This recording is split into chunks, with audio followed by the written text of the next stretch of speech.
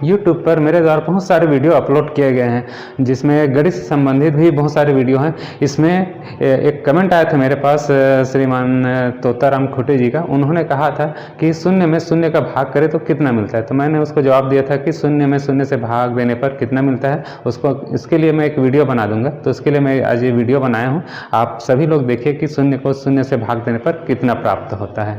शून्य को शून्य से भाग करने पर कितना प्राप्त होता है, इसको समझने के लिए सबसे पहले हम कोई अन्य संख्या लेते हैं। उदाहरण के तौर पे जैसे हम ले लेते हैं यहाँ पे 5 को यदि हम 5 से भाग करते हैं तो हमारा उत्तर आएगा 1। उसी तरह से अन्य संख्या ले लेते हैं जैसे कि 25 है। 25 को यदि हम 5 से भाग देते हैं तो आ जाता है, यहाँ 5 से भाग देंगे तो 5 बार में आंसर आएगा 5। लेकिन इसी को थोड़ा समझते हैं।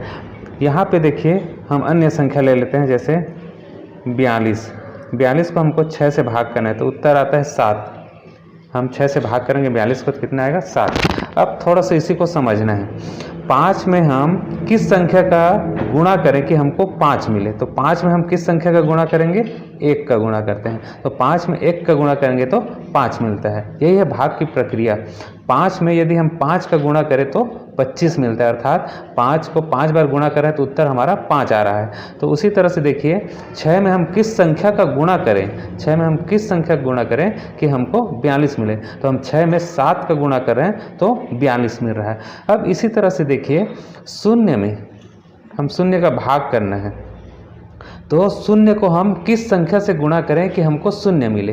तो शून्य को हम यदि शून्य से गुणा कर देते हैं, शून्य को यदि हम शून्य से गुणा करें तब हमारा उत्तर कितना मिलता है, शून्य मिलता है। लेकिन हमारा एक प्रक्रिया कंप्लीट नहीं हुआ है। हम आगे एक प्रक्रिया को और अपनाते हैं। जैसे हम शून्य में 1 का गुणा करें तब भी हमको शून्य मिलता है। तो इसका मतलब ये हो गया इसका उत्तर 1 भी आ सकता है।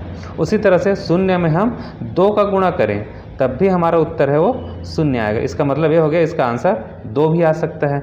इसी तरह से शून्य में हम 3 का गुणा करें तब भी हमारा उत्तर है वो शून्य आ रहा है। तो इसका अर्थ ये हो गया कि शून्य को शून्य से भाग देंगे तो 3 आएगा। इस तरह से प्रक्रिया हम आगे बढ़ते जाते हैं तो कभी कंप्लीट नहीं हो गया, प्रोसीजर बढ़ते हुए जाएगा। तो इस तरह से हम कह सकते हैं कि शून्य को शून्य से भाग करने पर जो उत्तर है वो अपरिभाषित है। हम इसको परिभाषित नहीं कर सकते। इसका जो भाग है वो अनंत बार आएगा, इन्फिनिटी अनंत बार आते जाएगा। तो इस तरह से हम कह सकते हैं कि शून्य को शून्य से भाग हम देंगे तो हमारा उत्तर है वो अपरिभाषित रहेगा, इन्फिनिटी अनंत ही आएगा। इस संबंध में हमने कई सर्च किए। सर्च करने पे हमने तो बहुत अजीबोगरीब स्थिति का सामना करना पड़ा। देखिए एक व्यक्ति द्वारा शून्य को शून्य से डिवाइड किया गया तो इसका उत्तर लाया गया 2। देखिए किस तरह से लाया है उसने।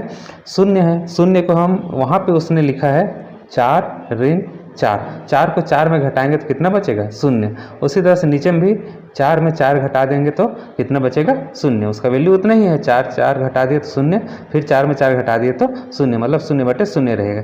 अब देखिए इसने इसको क्या किया है, 4 है उसको वर्ग के रूप में लिख दिया है। इसको हम लिख सकते हैं 4 को 2 का वर्ग ऋण, इसको भी 2 का वर्ग।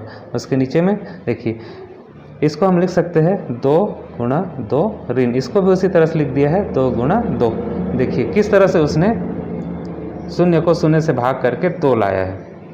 देखिए इस तरह से ये कर दिया। उसके बाद उसने एक गणित का फार्मूला होता है उसको लगा दिया। देखिए यहाँ पे a का वर्ग ऋण b का वर्ग, ये फार्मूला होता है। इसके बराबर होता है a धन b, दूसरा होता है a ऋण b, इसके साथ में मल्टीप्लाई होता है। इस फार्मूले का उपयोग इसमें हम कर देते हैं तो ये हो जाएगा 2 धन 2 और दूसरे कोष्टक में हो जाएगा 2 ऋण 2। ये ऊपर का हो गया अंश का। नीचे में देखिए यहाँ से और यहाँ से दोनों से हम 2 को कॉमन निकाल देते हैं तो यहाँ बच गया 2 ऋण 2, इस तरह से। अब उसने क्या किया है, 2 ऋण 2 और 2 ऋण 2 दोनों को ऊपर नीचे से भाग कर सकते हैं। भाग चला गया तो यहाँ ऊपर में बच गया 2 धन 2 और नीचे में बच गया 2। इसको जोड़ देंगे तो हो जाएगा 4 और नीचे में बच गया 2। इसको भाग कर देंगे तो कितना आगे उत्तर 2। तो इस तरह से शून्य को शून्य से भाग करने पे उसने आंसर ला दिया 2। इस तरह से देखिए